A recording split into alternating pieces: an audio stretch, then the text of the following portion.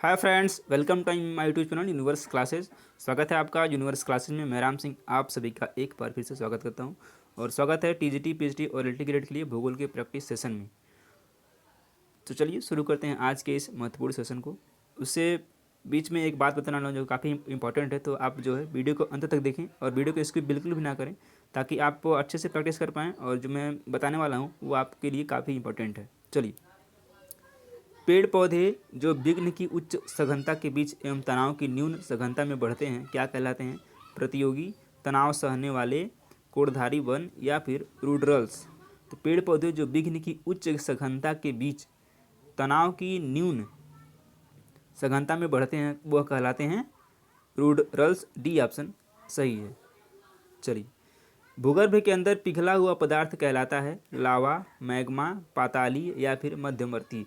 तो जब भी भूगर्भ के अंदर जो पिघला हुआ मैग्मा होता है, पिघला हुआ पदार्थ होता है, वो क्या कहलाता है?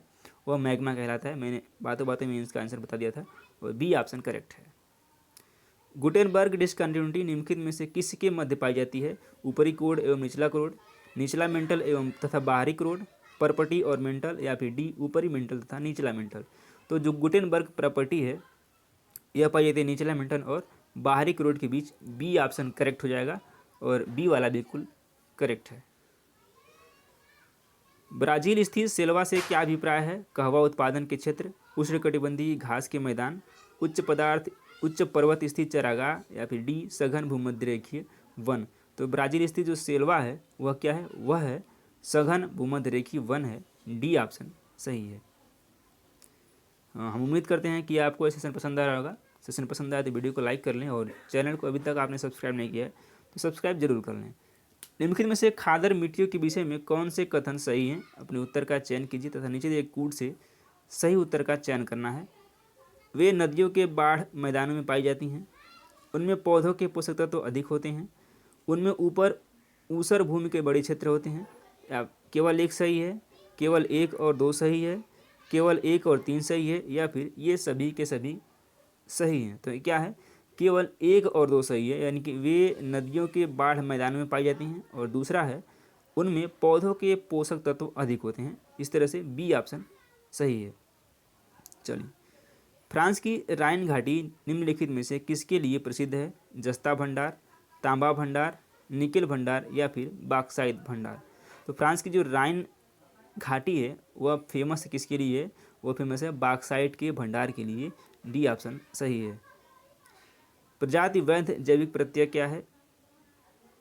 वैध सामाजिक सांस्कृतिक प्रत्यय नहीं है। यह कथन किसने कहा है? A L Kroeber, J B Birdsell, Laplace, या फिर चैम्बरलिन ने। तो किसने कहा है? यह कहा है ए एल क्रोबर ने। ए ऑप्शन करेक्ट है।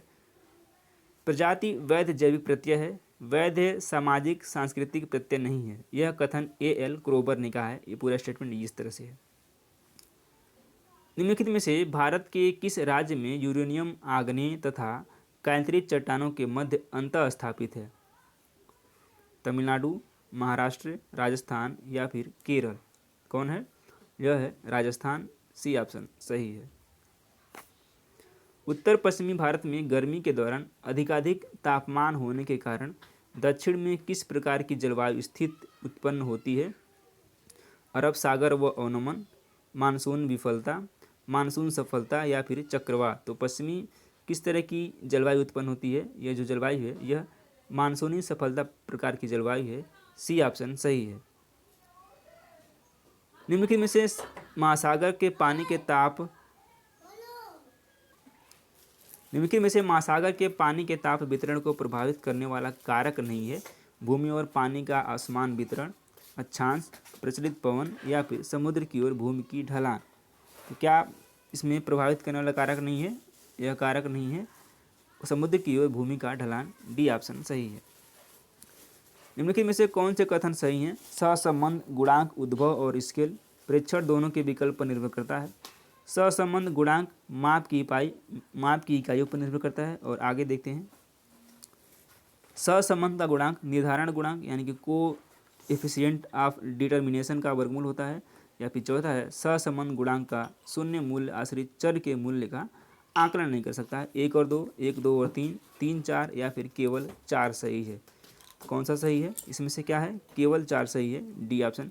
सहसंबंध गुणांक का शून्य मूल्य आश्रित चल के मूल्य का आकलन नहीं कर सकता, डी ऑप्शन सही है। किस जलवायु के अंतर्गत सपाटीकरण उच्चावच को समतल में समानयन करने की प्रक्रिया है? शुष्क जलवायु, शीत जलवायु, उष्णकटिबंधीय जलवायु या फिर शीतोष्ण जलवायु? किस तरह की जलवायु है? यह है शीत जलवायु, बी ऑप्शन सही है। सूची 1 को सूची 2 से सुमेल करना है और बताना है कौन सा करेक्ट है। एक तरफ दिया है सूची 1 यानी कि उत्पादक किससे रिलेट करता है? तो उत्पादक रिलेट करता है वृक्ष से। बायोटा क्या है? बायोटा सभी जीव जंतु हैं, सभी जीव जंतु क्या बोलते हैं? बायोटा बोलते हैं। और अजैविक तत्व क्या है? ये वर्षा है। और अपघटक क्या है? जीवाणु है। तो ए का 3, बी का 4, ए का 3, बी का 4 किस में दिया गया है? ऑप्शन नंबर बी में दिया गया है। और बी, ए का 3, बी का 4, ए का 3, बी का 4, सी का 1 और डी का 2, बी ऑप्शन करेक्ट हो जाएगा। चलिए अगला क्वेश्चन लेते हैं। निम्नलिखित में से कौन सा युग्म सही सम्मिलित नहीं है? स्ट्राम्बोलियन ज्वालामुखी सिसिली, वल्केलियन ज्वालामुखी लिपारी द्वीप, पिलियन ज्वालामुखी हवाई द्वीप या फिर विसुवियस ज्वालामुखी इटली? तो इसमें से 3 सही मैच करते हैं, एक नहीं मैच करता है। पिलियन ज्वालामुखी कहाँ पे है? ये मार्टिनिक द्वीप दक्षिण अफ्रीका में है। पिलियन द्वीप कहाँ पे है?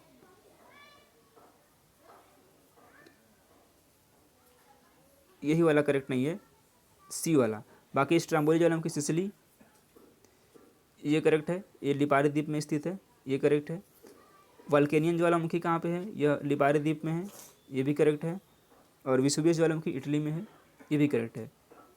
तो इसमें करेक्ट कौन सा नहीं है? सी वाला करेक्ट नहीं है। पिलियन ज्वालामुखी हवाई द्वीप में नहीं है, यह कहाँ है? बल्कि यह मार्टिनिक द्वीप दक्षिण अफ्रीका में है, ये साउथ अफ्रीका में है, याद रखिएगा। तो सी वाला इसका करेक्ट हो जाएगा। ओपिसोमीटर का प्रयोग किसके मापन में किया जाता है? क्षेत्रफल मापन में, दिशा मापन में, दूरी मापन में या फिर प्रवणता मापन में? तो ओपिसोमीटर का जो प्रयोग किया जाता है वह किया जाता है दूरी मापन में, सी ऑप्शन सही है।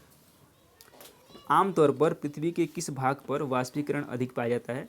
भूमध्यवर्ती समुद्री, भूमध्यवर्ती महाद्वीपी, ध्रुवी समुद्री या फिर ध्रुवी महाद्वीपी? यह कहाँ पाया जाता है? यह पाया जाता है भूमध्यवर्ती समुद्री में, ए ऑप्शन सही है। सर्वाधिक लवणता पाई जाती है लाल सागर में, मृत सागर में, अरब सागर में या फिर काला सागर में? तो सबसे ज़्यादा लवणता कहाँ पाई जाती है? यह पाई जाती है मृत सागर में, बी ऑप्शन सही है। जनगणना 2011 के अनुसार कुल जनसंख्या में जैन धर्म की जनसंख्या का प्रतिशत सर्वाधिक किस जिले में था? ये करंट का क्वेश्चन है। जालौर, उदयपुर, बाड़मेर और अजमेर कहाँ पे था? यह था उदयपुर में। उदयपुर कहाँ पे है? राजस्थान में, बी ऑप्शन सही है। एक तरफ दिया है राज्य का नाम और दूसरी तरफ दिया है उसकी जनसांख्यिकी विशेषता। आइए देख लेते हैं। हरियाणा में क्या है? तो हरियाणा में जो है न्यूनतम बाल लिंगानुपात है। हरियाणा में क्या है? न्यूनतम बाल लिंगानुपात है। और केरल में क्या है? केरल में अधिकतम लिंगानुपात है। केरल में अधिकतम लिंगानुपात है। और मिजोरम में क्या है? मिजोरम में शहरी जनसंख्या का सर्वाधिक प्रतिशत है।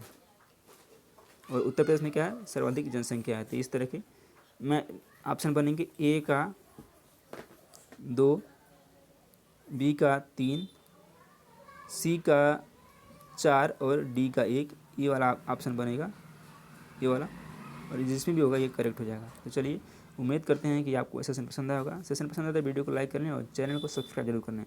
हाँ, मैं सोच रहा था कि टीचिंग के लिए एक सेपरेट चैनल बनाया जाए जहाँ पर सिर्फ टीचिंग से रिलेटेड कंटेंट प्रोवाइड कराया जाए। और उसमें जो होगा CTET, UP TET, super TET और टीजीटी, पीजीटी को लेकर के मैं इस तरह के कंटेंट चैनल को क्रिएट करने वाला हूँ। तो आपकी क्या राय है कमेंट बॉक्स में जरूर कमेंट करें। धन्यवाद।